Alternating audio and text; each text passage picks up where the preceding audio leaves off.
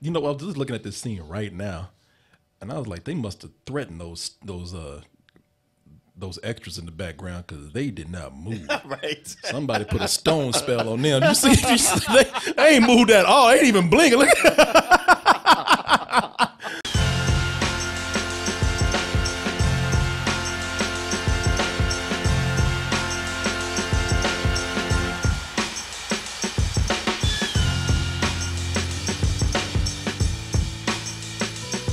I will not eat a dick, but I will dip that shirt that we get from dtmerch.com in some honey mustard sauce, and it goes so sweet together, man. Can you imagine the flavor of honey mustard combined with that black classic tee with the white logo? Look at this blueberries flavored sleeves right here.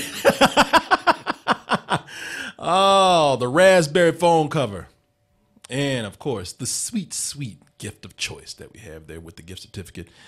Here, let me take that Amazon account. Oh, let me combine that with our Amazon Pay button.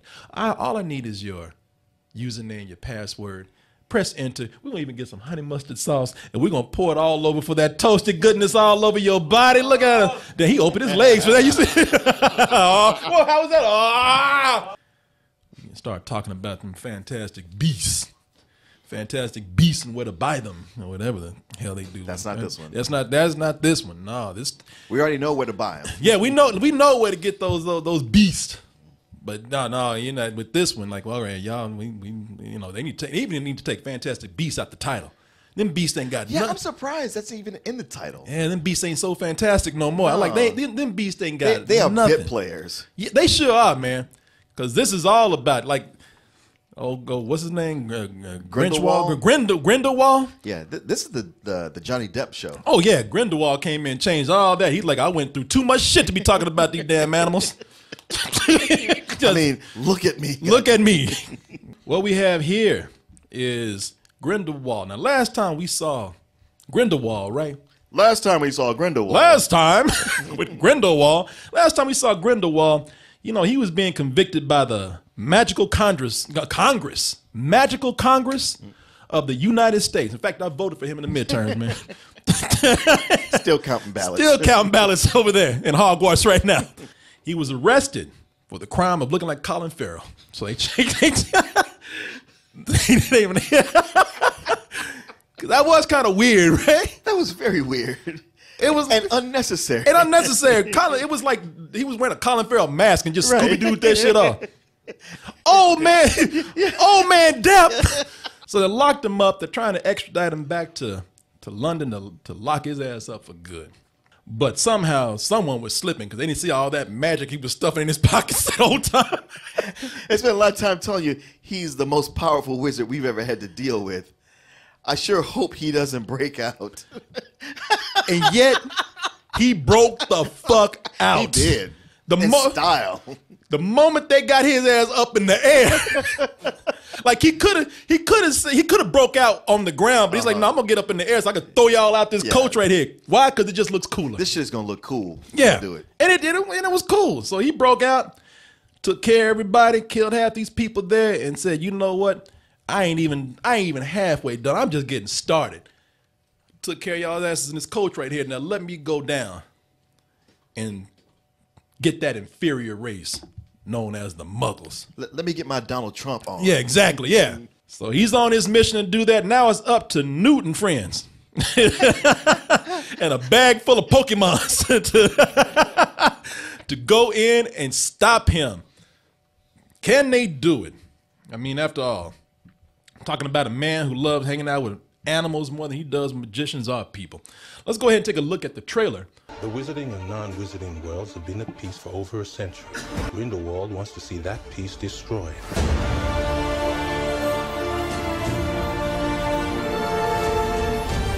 The biggest word that can be used for this movie, forced.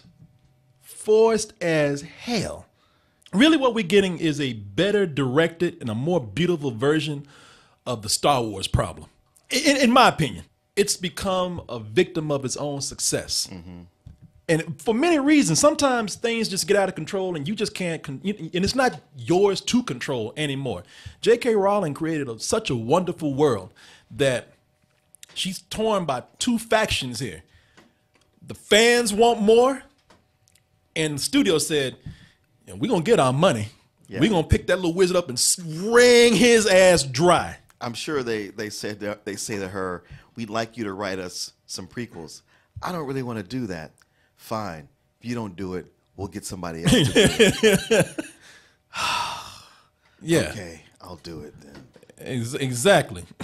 Yeah, where's Tom Clancy at? I'll do it. I'll do it. I'll do it. I'll do it. Shit.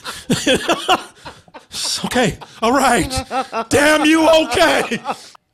It's a toss-up for me between the Marvel Universe and what they did with Harry Potter. Yeah. Well, I mean, I've read all the books, and I love them, but I think you love the movies more than I do. I do, but that's because I have not read the book. I think it's an amazing But I don't read the books and watch the movies and go, they didn't get it right. I think the movies do a phenomenal job. Yeah. Well, for me, when I look at this, see, when I even watching the movies, without even have to read the books, I feel the soul that J.K. Rowling put into those stories because she had years to think about it, and plus her ass was hungry when she started. Yeah, yeah, when she started. If y'all seen that, if y'all have seen that Robot Chicken documentary where she was eating raccoons in an alley, in a trash can, you know, broke my heart, and she was hungry for this. I look at this right here. I don't see J.K. Rowling waking up in the morning saying, damn, I'm inspired to write another chapter in this world. I don't get that. I see J.K. Rowling waking up in the morning with a phone call and somebody saying, where the fuck is that script? Yeah, how many pages you got today? This feels like something that's written on a deadline. Not only that, it's written, it's turned in, and there's somebody at the studio saying, no, this is good, but we'd like it if you put some of these things in there. Yeah. And what about linking back to this? Yeah. And how many? You need to make some more connections to your other books. There were things they were asking for. Forced connections to the previous series, twist, and well, shit. What is the CG department gonna do? We ain't got no action in here. You know, we need a set piece. And well, where's all those characters we started out with? Well, they broke up at the end of the last story. Yeah, we'll bring them back. Yeah, they still alive, right? Yeah, well, you can bring their ass back. Yeah. Just find a reason to bring them back. Yeah, it's trying hard to live up to epicness. You know the epicness of Harry Potter. Yeah. In some way, Harry Potter talking about, bitch, you ain't me. You know, my mama raised me. You know, this right here. This is something that is really is trying to force epicness. You can't force epicness. You know what I mean? No. And I don't know how it was for you watching the movies, but I know reading the books, the first 3 books, they were pretty much standalone stories. Yeah. It wasn't until the 4th book where it ended in a cliffhanger where like, oh, this is leading to a multi-part story now. Yeah. A whole big epic. In the beginning, it wasn't epic. And you know, this they really want to build this up to the same epic level as the Harry Potter series, and when you do that, when you force it, the reason why you can't force epicness is because when you do that, you build up things unnecessarily. You know, you give your characters way more importance than they deserve. Yeah. They do that with about 2 or 3 characters in here because you got to remember that some of these are also legacy characters that they got to connect back to the series. So they trying to hype them up hard. Right. But like they dropping a mixtape or some shit. But this, but this also does the characters that we've never seen before. And you got to keep in mind with characters you've never seen before, you got to give them a little time to mature. Mm-hmm. You know, you got to give them a little time to marinate. You can't be bringing them in and trying to put things on them. Zoe Kravitz, love her accent in this. She got it down. She got that British accent down. She plays Lita Lestrange. Lita Lestrange. Yeah. You know, and with her in this movie, she has one of the longest stories for a character that doesn't mean shit. They build this character up, and you know what? And they build up there's so many characters, and I'm gonna tell you about that in a little bit, but they build up all these characters in this movie with all these backstories. Okay, it's one thing to say they have backstories, but we get multi-flashbacks to their backstory, and then somebody giving a tale of exposition about a backstory, only for sudden the next character stand there and go like, I'm sorry, you got that all wrong. Yeah. Now you just talk for 10 minutes and told that backstory? None of that was true. Wow. Here's the real story for another 10 minutes. Martin, Jesus, it's almost like I just wrote down what you said because I was prepared to say all that shit. I'm gonna read you what I wrote to let you know that we are seeing the same thing. I'm gonna read you. Martin gonna look at my words right here. I'm gonna read you what I wrote. Build up this unnecessary backstory. Go through all this shit, flashbacks, monologues, running around just to pull a aha for a character, a twist. Furthermore, I'm gonna write down is what Martin exactly said, and I'm reading this and I quote. That's after another character says, "No, wait. Here's how it really went down." Pull up that 5-minute backstory for me, please. And I've read it, all crammed into the last 15 minutes of the movie. Yeah. 10 minutes of backstory from one person who has to go to another 10-minute backstory. And meanwhile, you're sitting up there saying, who the fuck are you? Yeah, ultimately, it means nothing. Zoe Kravitz in this movie, they give her she takes up half the movie with her history, her flashbacks, her story, like she means some big shit. Like she go, you know what I'm saying? Like she plays a big part in this world. She don't do shit for this world except to present a twist. The worst is Ezra Miller as Cretans. Is that? I don't think that's him. Ezra Miller? Is that him? Yeah. For the Flash? Yeah. Yeah. Because that does not look like him. Martin, you know why? Because his ass sit around the movie with moping and shit. With a long ass face. Because I spent so much time going like, wait, that doesn't look like him. You know why you confused, Martin? I'll tell you why. Because they killed his ass in the last movie and brought him back in this movie with no explanation at all. I will say that having some of the returning characters is a good thing. I think Martin and I would disagree on this because I do like Eddie Redmayne as Newt. I mean, now it still hurts for him to talk and say words, Martin. You know. Well, I see he has his whole kind of what's the word I'm looking for? Autistic character going on. Yeah, exactly. Because he very obviously is. Exactly. And it's more obvious this time. And I don't see. Okay, you say you don't know if we'll agree. I don't know if you and I will agree this time. But what I can say is something I like in this movie over the last one quite a bit is that I liked Newt and even Dan Fogler's character better this time around. Yes. What I like about his character is that he is the reluctant hero, down to being autistic. He's like a hobbit, man. You know that, like you know how Bilbo Baggins just leave me the fuck alone. Let me do my weird stuff at home, and then he gets in, but he can't help it. It's fate that he gets swept up in this grand adventure, and this person who is very modest and feels like he's the least helpful ends up playing a big role in everybody's fate. And that's what this character is. I love that. Well, Newt. He has this whole thing where he's shy, but like there's so many of the little tics he has where I'm like, he's shy, but that's Asperger's right there. But it's weird how all these women fall for him just because he's so aloof and shy and scared to talk to people. Newt should be a lesson to you guys out there. Just shut the fuck up. Right. In fact, go around and just act autistic and say, and that you just care about creatures. Yeah, but that's what was cool about it. This guy would rather hang out with animals instead of deal with human beings, right to the point. Like, he even turned down chicks. Yeah. And it's like, damn, if you turn down ass, how you gonna save the world? Because he don't even want to fuck nobody. He just wants to hang out, and it is crucial for him to play a part in defeating Grindelwald. Well, with the first movie, it was like because Catherine Waterston's character, whose name I forget right now, because she's one of the main characters, and it was like almost like they were trying to force them together. But this time, it felt Tina like, Goldstein is her Tina Goldstein. Name. Thank you. But this time around, I did kind of feel something between them. Well, I felt something with Herb. You know, he cared. Because he spent the whole movie like wanting to tell her how he felt about her. Yeah, and he knew like, damn, my autistic ass don't know what to say. Right? I'll go up there. Yeah, I'm gonna say this, and everybody's like, "Ooh, don't say that." Yeah, exactly. Not that. He said, "I'm gonna go there looking at the ground, playing with animals and shit. She ain't gonna fall for that. I'm having lizards and plant creatures in my hand.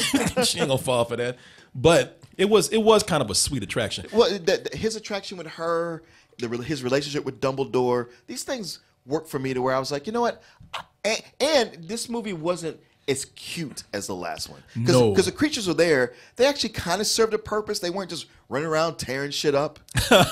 You know, you see like, okay, he's taking care of them, but they're actually helping him. Just so much of that works so much better to where, I mean, I ultimately think, despite multiple problems, I like this movie better than the last one. Dan Fogler, who pretty much was just the comedy relief. And I even liked him in the last movie, but he was comedy relief. They actually give him more story. Yeah. And he's and if you saw the last one, it was with Queenie Goldstein, what's her name? Tina's sister. Tina's sister. You know, he has a thing going on with her, and they actually developed that romance pretty well. They do. And you know, and he has, because in the movie, I was so scared. I mean, looking at the trailer, I said, oh, he's gonna come in here with all the, you know, he's comedy relief. He's gonna come in here all this hooping and hollering. You know, that goofy scream and everything. But that's very rare. That's probably 2 times he does that. Yeah. He's actually really tender in the movie, you know? Yeah. And sometimes he's one of the people talking sense. Yeah, he sure is.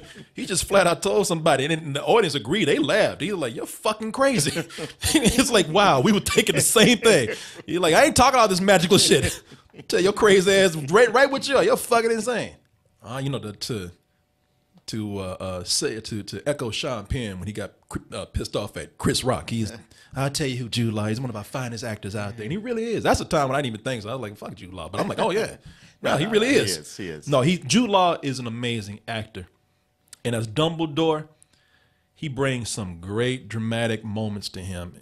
For one, he's just cool. Yeah. He just style. I like, there's a scene where the magic board, you know, the council comes into his classroom. The Ministry of Magic. That's how they are. We the Ministry of Magic. Yeah, we bust in the room. Get out, kids. You know. They were like G-men. They sure were. I expected Elliot Ness to be leading them along. Yeah. And Dumbledore, look, he could have talked some shit. He could have got mad. It would have been, and he would have been his right place to do so. And instead of that, he's cool. He just sits back. He doesn't say a word. He's trying to be reasonable, and in a reasonable way, he's like, you know what? Let me tell you why you fucking up. You've built up quite a little network of international contacts. However long you keep me and my friends. You motherfuckers. Okay, maybe he was losing his cool a little bit.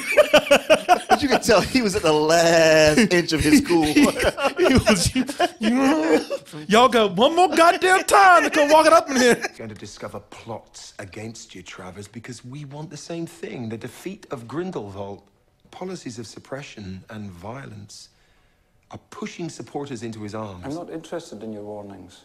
I was just looking at this scene right now, and I was like, they must have threatened those extras in the background because they did not move. Right. Somebody put a stone spell on them. You see they ain't moved at all. They ain't even blinking. Look. What I don't like about Dumbledore in this movie is what they did with the whole thing concerning his sexuality. Oh, because they had, yeah. Because in the movie, there's some longing looks, and yet you think, okay, this is where they do it. This is where they make the declaration. And they go, nah. Well, but they did. They did. They like. There's a part where they say, you and Grindelwald, y'all were like brother. Like, oh no, we were closer. It's like, all right. So I was like, you're saying good. They admitted it. And they've had that part in the mirror where they practically trying to like rub dicks on the mirror and everything. You know, yeah, it's two Abercrombie and Fitch models. Just staring at each other. Oh God, they're trying to just jump into each other. And it turns out that the biggest part his gayness plays in this movie is that's his biggest weakness. He's useless because he's gay. Well, because he's gay for him. Yeah, no, you're like, hey man, you got to look. You got to fight Grindelwald. You the best at doing this, man. Ain't nobody else qualified. Like, oh, I can't. It's like, man, fuck you. Like, no, come on, man. That is your It's not as simple as that. That and that goes back to stuff from even like the first series. Yeah, I don't think that was developed enough. I understand your frustration, and even I thought it at first, but the more I thought about it, I'm like, okay, these are things that have been in play for a while. We might want them to be different, but there is a setup. Is this for it. from the stories, the written stories? Well, not just. I'm not talking about. Well, they wrote their history before, but just even the way the magic has worked with the times they do have rules about it. Just between Harry and Voldemort, there were certain things where they're like, oh, I can't cross this line. I can't. I'm do the that. person that hasn't gone that deep, so I'm just looking at you punking out because of your gayness. I know, but you heard all the girls around us who knew all the shit. I didn't know this shit. I'm talking about me. But they lay out the reason why. Okay, all right. Okay, what's up? What? Come on, you gotta be heard on the mic. Like, you know, you can't even be heard when you own the mic. Ain't nobody gonna hear you back there. So Dumbledore couldn't get somebody better looking than Grindelwald? You know what, man? No. When you see them when they're younger, they were both hot. But Johnny, the one dude didn't know he was going to turn into Johnny Depp. I will say this to your credit. When you say they couldn't get nobody else, it's like, damn, Jude Law, you know, Dumbledore grew, he aged gracefully. Yeah. I don't know what the fuck happened with Grindelwald. Well, he was dealing with that dark magic. That dark magic got to his ass too, because it aged him. Yeah. When they say hate makes you age, that man is proof right there. Right. Okay, no magic fix that. Okay, so maybe I'm not seeing deep enough there, but I do think that there's a problem with Johnny Depp. One of the problems is for a lot of people is that he's good. Now, I know a lot of people don't like Johnny out there. A lot of people mad. I liked him in this. No, I'm talking about Johnny in real life. Oh. A lot of people do not like old Johnny Depp right now. You hit that girl, you threw a wine bottle at her head. No. And I get it. Who was it? Amber Heard? Amber Heard, yeah. Like, Mira. Amber Heard got money from this and she gave that money away. She didn't keep it. So I don't think that she was saying something for money. And I don't believe that, you know, this was something she was just trying to take advantage of a situation and lying on Johnny Depp. And Johnny Depp probably was abusive. It's still a situation I didn't see. He didn't commit any crime. He's in this movie, whether you like it or not. Yeah. You're going to see this shit. And since you're going anyway, you're going to sit up there mad. But even you're going to be like, God damn it, Johnny, I don't want to like your ass right now, but you good. Yeah. Now this is a good role for him. After so many where he's covered in makeup and doing all this ridiculous play acting, he actually took this role and did something with it. Johnny Depp is good, man, in this, and the reason why is because he doesn't play this in a way where he's twirling a mustache, snarling. He actually plays the villain with some charm that can almost wrap you up in it. I mean, like, this man is an analogy for Trump. Oh yeah, you know, no doubt right now. Yeah, because even Dumbledore tells those other the guys from the Ministry of Magic, he's like, hey man, if I was you, I wouldn't go to that Trump rally. It's gonna go bad. Yeah. He held a magical Trump rally. Yeah. Make America magic again. He gives this speech at the end of the movie, and it's a really because we see him do all this evil shit up to this point. Yeah, and then right when he could totally kill somebody, he's all nice and merciful. Yeah. And then he comes here and makes his speech. You think all these people who haven't seen what he's done, you totally fall for it. Yeah, exactly, man. You know, and plus it's a great scene. It's near the end of the film, and it's actually a good speech, and it's a great performance with Johnny Depp. For I do not fight out of hatred. Magic blooms only in rare souls. So you're talking about that Aryan race shit right there. And like I said, this is obvious that the problem is that this is obvious that this is Trump, but we got Trump in real life. So, you know, it ain't gonna, you know, and we don't need a magical wizard Trump to tell us what's going on. This shit is on news every day. You know, it was almost like, you know, and plus, it's almost like Grindelwald's message is no different from Voldemort's in a way. You know, he's Trump, Voldemort was Hitler. That kind of got the same message going on. Pretty much. It's actually a great character outside of the, you know, the blatant political message there. You know, this and the reason why it's a great character is because that's one of the things that the movie does get right, is that it does show you how terrifying it is for what people see on the outside, and you don't see what they're doing behind the scenes, because he does some he does He's foul. He does some terrible, awful things. He does one thing. I'm surprised it's not more controversial. Oh, I know. I'm surprised it's not being talked about a little more. I'm like, you asshole. Yeah. And then you were mentioning Catherine Watterson, who is Tina Goldstein. We saw she was kind of the pseudo love interest in the first movie, and she played such a vital role in that last film that you look at this and it's kind of like, well, she's kind of wasted here because she has so little to do besides just looking confused. It's she's weird barely on screen outside of that. Because at its the germ of it is so much more about Newt and what he has to do next, and yet they obfuscate the whole story by making it really, it's like it should be Newt's story, but they make it so much about all the side characters. Oh, yeah. All the side characters who were there before, all the ones we sort of saw, new side characters, that it ends up being almost nobody's story. No. Like she was like this private detective in the first one who was doing her job well in this, and now she can't do it because she just so in love with Newton. It's like, get the fuck out of here with this. Why are you doing this, girl? Like, oh, you're marrying this girl. Like, no, that was a misprint. Oh. Yeah, that's some romantic comedy shit. Get on out of here with that.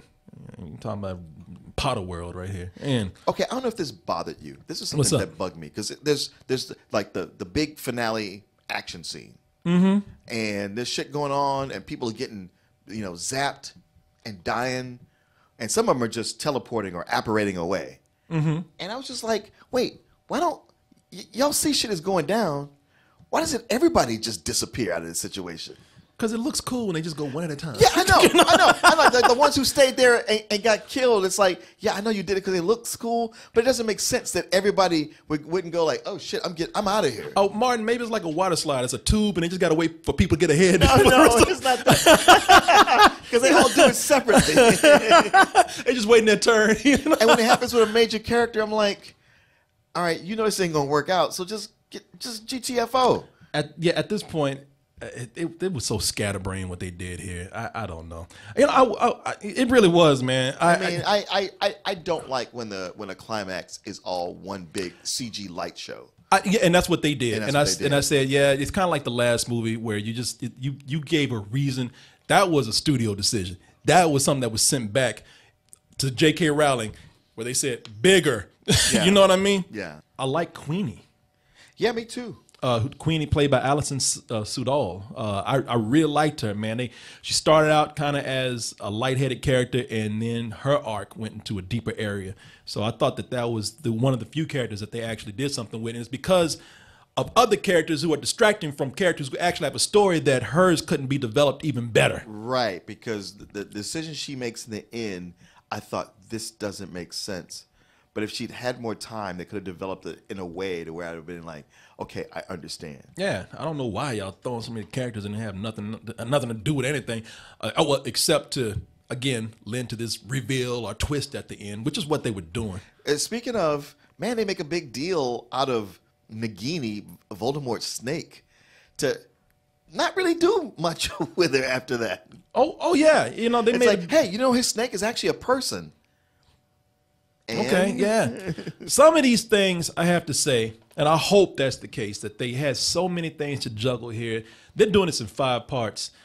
At first, it 5? It's 5. We're at 2 now. I'm thinking, all right, you rushed into this. You're having trouble hitting your stride. I think, at first I was thinking, this could have been a more lighthearted, fun movie with Newton instead of trying to make this all heavy again, and we could have made this into a trilogy.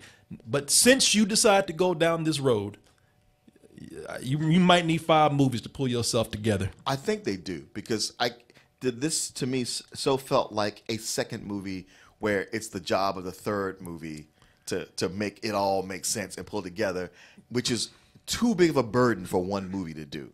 Because I've seen that happen before with The Matrix. Where I was like, don't worry, the third movie will make it all make sense. And the third movie is like, okay, that's the worst of the goddamn. No. So maybe with 5 movies, the next 3 will pull it together in such a way where we'll look back at the second one and go like, okay, I get it now. Yeah. I think a big problem with these movies is that David Yates has been directing every single one of them since the last couple Harry Potters. Since 2007. Yeah. And he knows what the world looks like, but he's not injecting any new freshness into it. And I don't even think that's his fault. I think David Yates is so familiar with this world himself that he's able to recreate it, but he's only able to recreate what he's given on the page. Yeah, okay, maybe that's it. Well, you know what? But I still enjoy the world. I really do. Sure. And another thing that I enjoy is the score in the movie. Oh, the score's fantastic. That's what I'm talking about with the production. I mean, it's cool scenes. Like there's good action scenes. That scene with the stagecoach, that is a captivating way to open the film. I think it's a great way to open the film. Drew you right in. The score is amazing. But I think there's some things action wise that I found hard to see when it was happening. I can see and that. we was watching it in IMAX. Cinematography is great. Magical Field is helped by the period piece set in 1920s Paris.